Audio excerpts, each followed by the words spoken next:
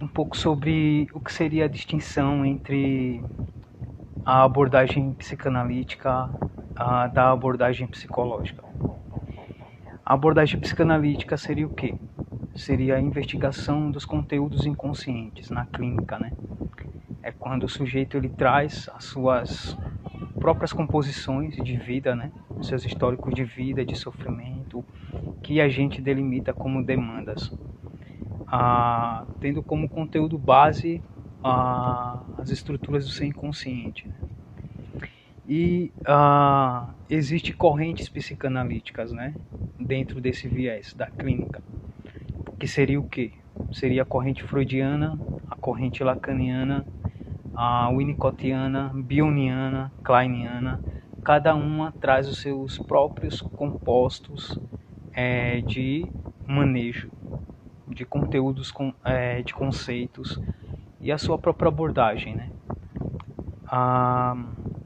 Na abordagem psicológica, o ponto fixo é o que? A investigação das questões mentais e comportamentais. E também compõe a sua própria, o seu próprio corpo, né? De teorias e manejo clínico. Entre eles, a gente pode falar do behaviorismo, que é o comportamentalismo, o humanismo e a Gestalt, entre outras também. O segundo ponto, eu vou falar sobre a clínica psicanalítica, né? O que seria a clínica psicanalítica?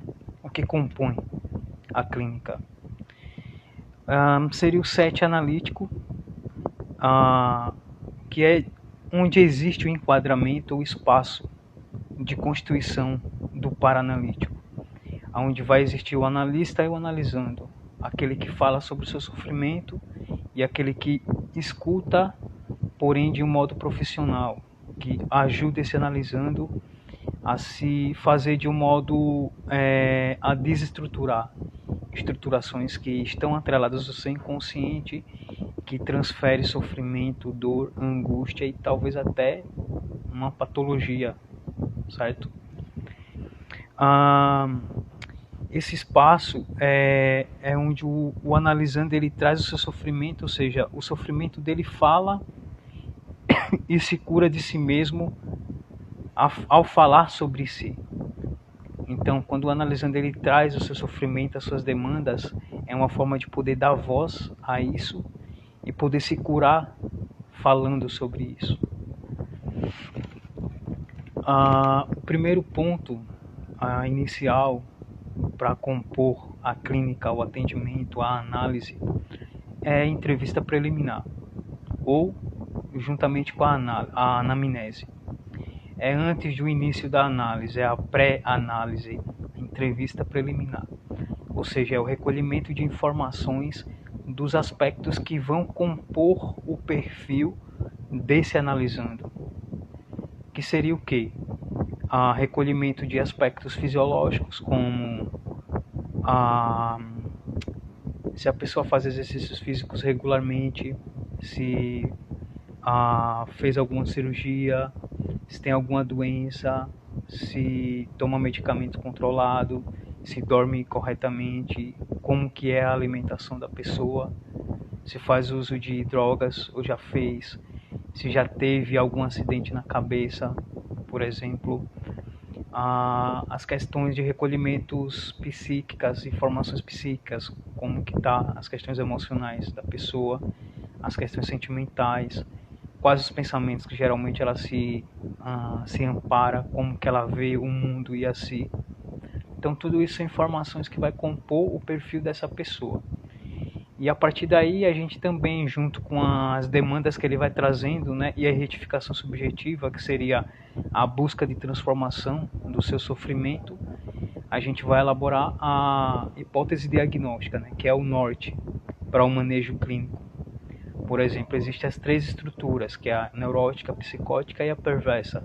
Cada uma delas com a sua subcategoria, por exemplo, a neurose de transferência, neuroses atuais, e as psiconeuroses, que estão constituídas da histeria, a obsessão e a hipocondria. Para cada um exige um manejo específico, né? E a psicose, que seria estruturada em duas categorias, que seria a esquizofrenia e a paranoia, também com um manejo específico para cada uma, e a perversão, que seria estruturada por várias outras estruturações, que seria fetichismo, voyeurismo, pedofilia, zoofilia, tantas outras questões que também exige um manejo clínico específico para cada um. Então seria isso, a partir da elaboração da hipótese diagnóstica, a gente faz o quê? A gente tem um norte para o manejo, a gente tem o perfil que foi composto dessa pessoa, e aí a gente vai fazer o quê? Vai dar início à análise. E como que se constitui o início da análise? Se constitui a partir dos 5 princípios que constituem o setting analítico, ou a clínica analítica, o atendimento, o tratamento da análise, via análise. Que seria o quê? A associação livre de ideias, ou seja, o analisando ele precisa falar tudo que lhe vier à mente, principalmente sobre os conteúdos do seu sofrimento e do que ele quer se curar. Depois, o segundo princípio, que seria a atenção flutuante, que é parte do analista, que é quando ele ouve os conteúdos que o analisando traz, porém ele não se fixa em nenhum conteúdo, ele vai ouvindo e prestando atenção em cada uma das composições que o analisando vai trazendo. A terceira seria a neutralidade, que é como se o analista ele servisse como um espelho para o analisando. O analisando fala sobre as suas questões e ele fica é como se as próprias questões ficassem de frente para ele, através do analista. Então é como se o analista ele refletisse essas questões para o analisando, para que ele tome mais consciência diante da sua própria fala sobre as suas dores, as suas demandas.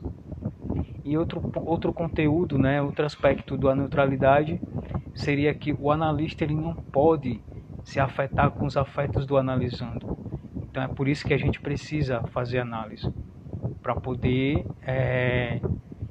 digamos que, se estruturar de um modo mais concreto, né, diante daquilo que a gente vai estar tratando, né, dos analisandos que a gente vai atendendo e das nossas próprias questões. Então, um dos aspectos que mais afeta o analista diante do que o analisando vai trazendo na análise são conteúdos que tocam nos seus próprios conteúdos. Então, por isso que precisa fazer análise. E é importante que o analista ele não se afete com os afetos do analisando. O terceiro conteúdo seria, aliás, o quarto conteúdo seria a abstinência, né? Ou seja, abstinência de quê? Abstinência que o analista ele não pode criar um vínculo que não seja o vínculo terapêutico ou o vínculo analítico com o analisando. Por exemplo, boa tarde a todos que estão presentes, tá? Por exemplo, só tem que haver o vínculo terapêutico, o vínculo analítico. Não pode haver outro vínculo. Então, por exemplo, se o analisando muitas vezes pode acontecer na clínica, né? Do analisando chamar o analista para uma festa que vai comemorar o seu aniversário. Então, assim, o analista ele não pode participar desse tipo de evento e ele não pode criar outro vínculo que não seja o vínculo da análise, o vínculo no setting. Seria isso. E também outra coisa, o analista ele não pode trazer questões próprias para dar como exemplo e nem de outras pessoas, de outros analisandos. Então é isso, né? E o quinto e último aspecto, né? O quinto e último princípio seria o amor à verdade, né? Ou seja, o analisando ele tem que trazer as suas verdades para se curar de si mesmo, né? A partir das suas próprias verdades. Mesma coisa o analista, ele tem que ser verdadeiro, ele tem que ser ético, tem que levar a sua clínica com uma composição digna, né? Com uma concretividade ética realmente. E após isso, dando início à análise, tendo esse composto dos princípios como fundamento, né? A gente vai falar sobre a intervenção associativa ou manejo clínico orgânico, né? Que seria o quê? Seria A associação livre de ideias, ou seja, o analisando ele vai falar sobre as suas questões, que seria a ação ativa, né?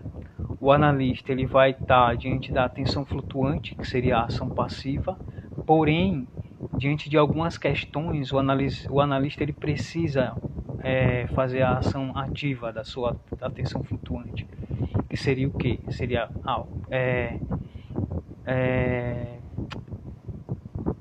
provocar incitações, no analisando diante dos conteúdos que estão ali talvez com uma certa ignorância, uma falta de reconhecimento da causalidade, da etiologia, e aí fazer o analisando pensar a partir das incitações, e aí vai gerar o que? Os insights. O analisando vai começar a pensar sobre esses conteúdos e ele vai tomar mais consciência da causa, e isso aí vai gerar o que? Os insights, o despertar. E a partir do despertar, o analisando ele